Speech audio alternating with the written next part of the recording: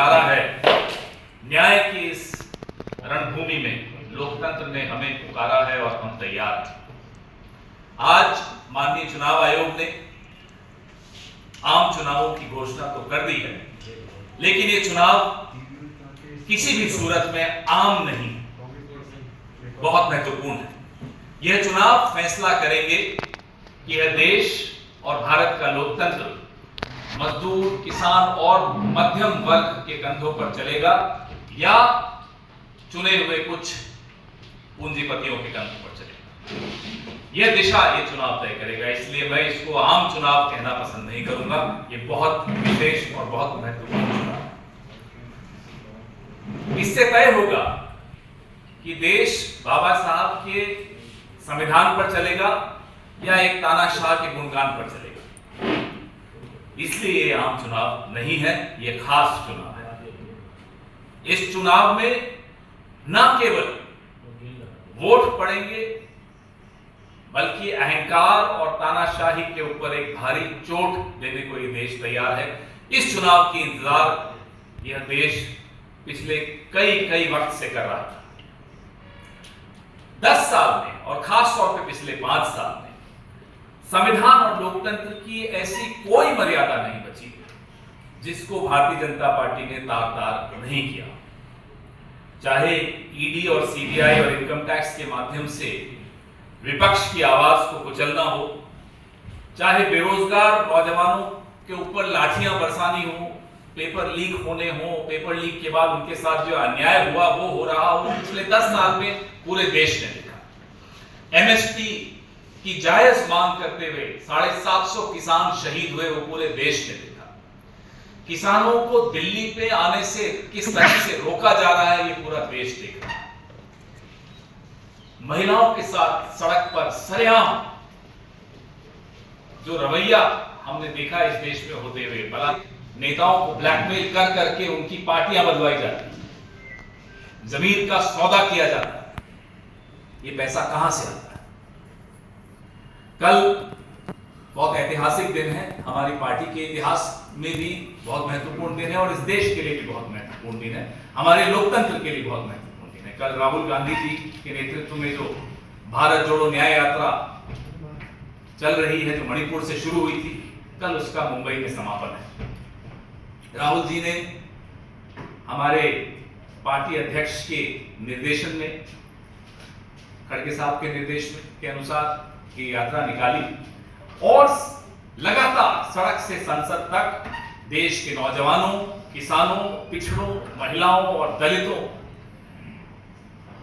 और शोषितों के हितों के लिए संघर्ष लगातार किया। 2 यात्राएं निकली हैं, ये दूसरी का कल समापन है। भारत जोड़ो यात्रा आप सबने कवर की थी, आपने देखा था कि वो देश के कोने कोने तक गए, जनमानस की भावनाओं को समझा, समस्याओं को समझा और लोगों ने भी राहुल जी को और कांग्रेस पार्टी को बहुत नजदीकी से समझा। जो दुष्प्रचार हमारे खिलाफ किया जाता था वो चारों खाने चित हुआ इन यात्राओं के माध्यम से। पिछले 10 साल में आपने देखा कि जो राहुल गांधी ने कहा, वो जीएसटी पे हो, नोटबंदी पे हो, कोरोना पे हो, इलेक्टोरल बॉन्ड्स पे हो, जितनी बातें उन्होंने कही वो सच साबित हुई। पिछले 10 सालों में आपने यह भी देखा कि जिन जिन राज्यों में हमने अपनी गारंटीज की बात की और उन राज्यों में हम जीते, तो कोई वर्ग ऐसा बचा हो जिस पर अत्याचार न हो।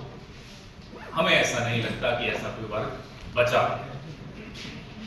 मणिपुर की जब चर्चा हो ही रही है तो अकारण अनाप शनाप बोलने की आदत रखने वाला व्यक्ति जो 2-2 घंटे टेलीप्रॉम्प्टर्स, 6-6 टेलीप्रॉम्प्टर्स लगा के भाषण देने की जिसकी आदत हो, मणिपुर के वक्त वो टेलीप्रॉम्प्टर ऑफ हो जाए, मुंह बंद हो जाए, मुंह में दही जम जाए, एक शब्द मणिपुर पर प्रधानमंत्री के मुंह से नहीं निकला। और पिछले कुछ दिनों से चंदा लो और धंधा दो की जो नीति है भारतीय जनता पार्टी की, वो पूरे देश के सामने बेनकाब हुई है, आप सबने देखी है।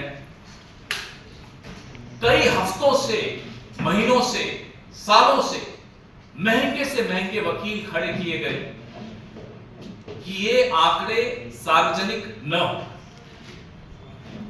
देश जानना चाहता था कि आखिर क्या छिपाना चाहते थे, क्यों ये आंकड़े सार्वजनिक नहीं होने देना चाहते थे। लगातार बहाने, एक के बाद एक बहाने बनाए गए। एसबीआई पर दबाव डाला गया, स्टेट बैंक ऑफ इंडिया पर। हम धन्यवाद देते हैं माननीय सर्वोच्च न्यायालय का, जो लोकतंत्र की ढाल बनकर खड़े रहा और ये आंकड़े अब सार्वजनिक हुए। 12,000 करोड़ का चंदा लॉटरी वाले, वैक्सीन वाले, खदानों वाले, जिन सब से जो चंदा लिया गया, इसके बदले में प्रधानमंत्री ने इन्हें क्या क्या दिया, ये आप लोग सब जानते हैं, वाकिफ हैं। लगातार हम इस पे चर्चा करते रहे। इधर ईडी की रेड होती थी, उधर भारतीय जनता पार्टी की गुल्लक में सिक्के गिरने शुरू हो गए। ये भी हम सब ने देखा और एक मजाक एक तरह से चारों तरफ अब सोशल मीडिया पे दिखता है कि उद्योगपति के दरवाजे पर भाजपा का इलेक्टोरल बॉन्ड्स दिखा देते, ईडी रिवर्स गियर में, फिर वो एड्रेस भूल जाए, फिर वहां ईडी कभी नहीं जाता। तो पूरे लोकतंत्र का एक तरह से चंद एजेंसियों ने एक लालची तानाशाह का गुलाम एक लोकतंत्र को बना दिया। ये कोई मजाक की बात नहीं है। ये जो चंदे की लूट का पैसा है, ये जो हफ्ता वसूली का पैसा है, ये जो वसूली सरकार बैठी है केंद्र में, इसने अपनी पार्टी का हर जिले में 7 सितारा ऑफिस बनाया। राष्ट्रीय स्वयंसेवक संघ का हर राज्य में, हर जिले में कुछ ना कुछ कंस्ट्रक्शन चल रहा है। स्कूल की छत हो या न हो, फर्क नहीं पड़ता।